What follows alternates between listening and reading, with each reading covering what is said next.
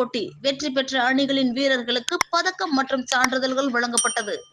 மயிலாடுதுறை மாவட்டம் சீர்காழி அருகே காரைமேட்டில் உள்ள தனியார் பள்ளியில் பள்ளிகளுக்கு இடையேயான மாவட்ட அளவிலான ஹாக்கி போட்டி தொடங்கியது.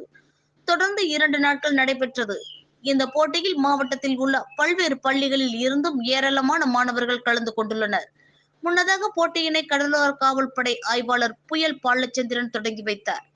இதில் இறுதிப் போட்டியில் சபாநாயகர் முதலில் இந்து மேல்நிலைப் பள்ளி, வெஸ்ட் மெட்ரிக் பள்ளி இறுதிப் போட்டி விளையாடினர். 4-0 கணக்கில் வெற்றி பெற்றது. வெற்றி பெற்ற மாணவர்களுக்கு பெஸ்ட் கல்வி நிறுவன தாளாளர் ராஜ்கமல் பதக்கம் மற்றும் சான்றிதழ்களை வழங்கினார். வெற்றி பெற்ற அணி வருகின்ற 16ஆம் தேதி திருச்சியில் நடைபெறும் மண்டல அளவிலான போட்டிக்கு தகுதி பெற்றுள்ளது குறிப்பிடத்தக்கது.